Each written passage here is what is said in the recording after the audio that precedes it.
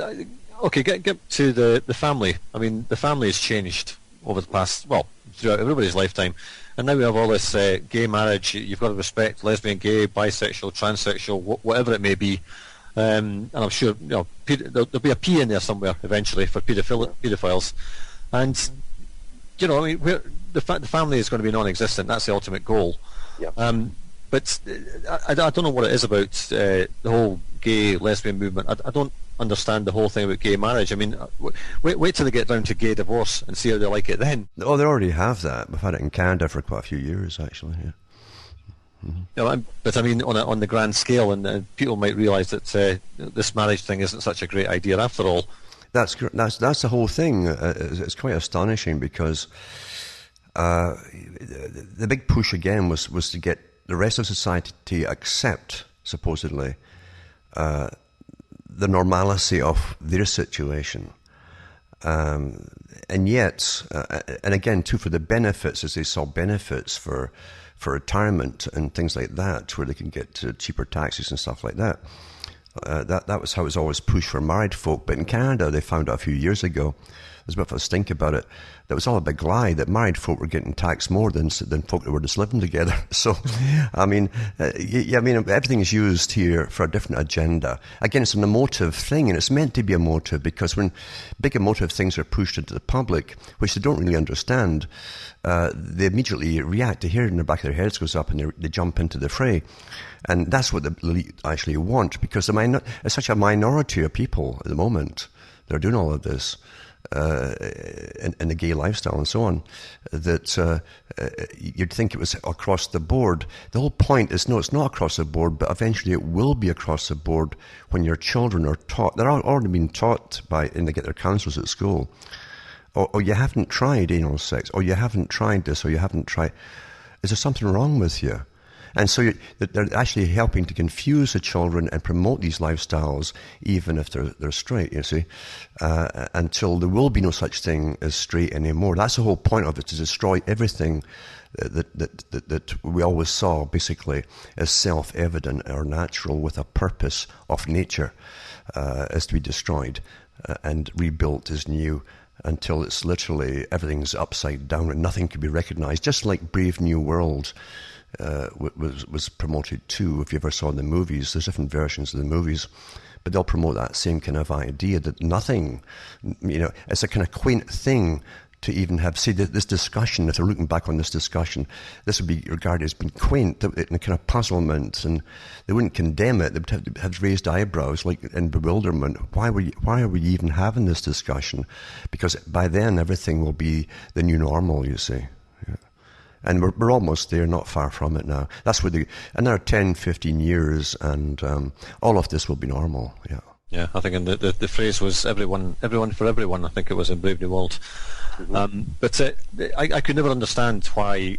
I mean, I know gay people that absolutely abhor it. Is the gay pride marches, which have they've morphed into the gay, lesbian, bisexual, whatever predisposition you have. But I wonder what would happen if the other 98% of the population got together and had a heterosexual pride march, and they'd be called bigots. Oh yeah, they would. I know. Yeah. But you expect that. You understand. This is a war that's going on. It's very much a war, and it's been promoted from the top, not from the bottom. The top finance it all and organize it all and give the funding to the organizers and so on. It's all from the top down. Why are all your top international corporations, with the masses of money they have, giving all this cash out to the NGOs and the foundations that help also fund them? Why are they doing that? IBM and all the rest of them come out immediately and condemn any homophobic comment or whatever. Or you understand? This technique, again, didn't even originate from them of instantly condemning and criticizing This is an old technique that's been used before, and there's a route to that which is hard even to get into, if not completely taboo. But these are the techniques that are used to promote all of that. If you just have if you're asked an honest opinion about something and you give an honest opinion with no emotional anger or anything showing, you'll still be condemned as a homophobic or a racist or something. There's always a term to condemn you with, and these terms are meant to do that. It was like the old anti-Semitic thing. As soon as someone shouted anti-Semitic, no matter what you were talking about, or what the topic was, that was enough to shut you up. Or they called you Nazi. Well, the same techniques now have come into all of these, and it's critical condemnation. The term itself, the slogan, is put on you during a rational talk or argument, and that shuts you up. You're condemned, tried, and convicted, even though it had nothing to do with what you were talking about or the subject or anything else. This is a war technique, you see. Yeah. Yeah, I remember talking to a greenie at one of these Agenda 21 things, and the subject of the Queen came up, and I said, well, how'd you like standing in the gutter with your Union Jack waving at a German? And she said, oh, you're racist. I said, I never said anything against Germans. I mean, maybe it's because the flag was made in China, yeah. Yeah, possibly. Okay, I guess we'll finish off on the latest thing that's supposed to be normalised, and that's the legalisation of cannabis worldwide, it seems. Many of the states here have now legalised it, and I think the UK is talking about it. And I spoke to people, and I think, do you really think that the government cares whether you get cannabis or not, unless they're supplying it? Well, yeah. I mean, the thing is, too, you got to remember that everybody in society, it's like the topic of cops. Why are so many cops kind of bad today and violent and so on?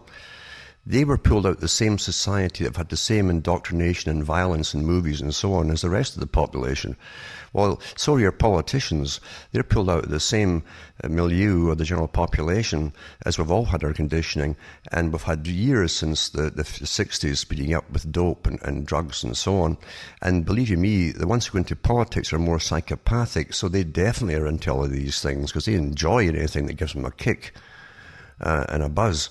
So they're bigger users than the general population. The higher you go, you'll find that, So no, they don't give a damn really about the actual topic itself. If they could personally profit through because they do, they're allowed shares in any government companies that get formed or agencies, and they get foreknowledge of what's getting put down the pike. Yeah, they'll all be for it. All the politicians will definitely be for it if they can get into it and get shares in the companies that sell it all. Yeah. Well, the first thing that struck me was that the big companies like Monsanto will be growing this stuff, and it'll be GM because they know there's a big market for it. Well, most of the stuff now is GM anyway, because the US military altered it all back in the late 60s into super strength marijuana, So most of it is already GM, yeah. Okay, we've got, 5 minutes left. What do you see as the new things coming down the line that they're going to try and push in the next 5 years, say, 10 years?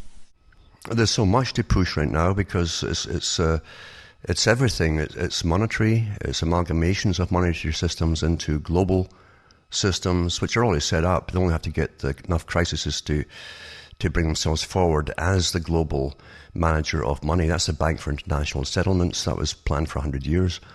And that's one thing. And then along with that comes the new management bureaus of managing us into austerity. Well, if lots of entertainment is going to austerity, that'll be kept fairly cheap and so on. And in fact, even the welfare folk will be given all the electronic gadgets to make sure they get their entertainment, because that's a good teat to suck on. It isn't just to keep you off in la-la land, it's also for indoctrination and updating you like a computer in your political correct ideas, what you should now think is normal and what you should now not condemn, etc., etc. So as we go down the tubes, you get lots of even more entertainment than you have right now, in fact. So you've got that on the go. You've got the educational system in the West now is literally... It's so substandard if you compare it to China, for instance. And there's many reasons for that too. But it was designed to go down the tubes, because you can't have an intelligent, well-informed, and people taught logic and reason in education. You can't have a population like that and control them completely. So we're not taught logic and reasoning in school at all. I haven't had that for a long time in most of the schooling systems. So we're taught emotive topics in social engineering and so on and so on. And they're all still given passes. But they can't use those passes and those grades and certificates in many other countries like China or even Japan, because they still have strong cultures. And with strong cultures, they do have pride. And with pride comes the family tradition. They have very strong family traditions. And they will succeed as we go down the tubes more and more so. And it's all designed that way too for a while. The Chinese themselves, their whole system at the top, is totally in bed with the global elitists, the ancient elitists of the West. In fact, the ancient elitists of the West still control the financial system within China. So they're not worried about China taking over as such, but they will be eventually the new global police force, maybe another 20 years' time. And in fact, the Royal Institute of International Affairs came out and said that back in 1937. Eventually, China would be the policeman of the world after America burned itself out with all of its debt. So I guess our new normality will be, we don't have to have a Chinese takeaway anymore. It'll be normal fare on the shelves of the supermarkets. And well, that's why they had that. So, they had that in Blade Runner and other movies like that. This idea of the future and perpetual rain and so on with weather modification. It wasn't pollution; it was weather modification. And Chinese takeaways everywhere, because the biggest export isn't just the products from China, because they are the manufacturer of the world. They were set up to be so by the West, not by us. But I hate even saying the term West, but our owners basically set up China to be the manufacturer of the planet. But China also is one of the largest exporters of people. And even in generations and across Indonesia and so on, they are still the top businessmen, have been for centuries there. So when they leave China, they're still Chinese, even if in 10 generations on, they've never been to China, they still have Chinese citizenship, and they're strongly traditionalist and very proud of their culture and their people. They're ethnocentric, and the ethnocentric groups that are very strong in their cultures are the ones who succeed. Individualistic societies like the West, who basically evolved through the northern climates and so on, are completely different. We can't pool our resources. We don't like to form massive combinations of people. We're more individualistic, and we're more easygoing with family. What you want to be what you want to be when you grow up. The Orient's very, very different, and the Far East, the Occidental peoples. So you'll find that strong family traditions and culture are the ones who win in the end, including the ones that rule the West, by the way. Yeah.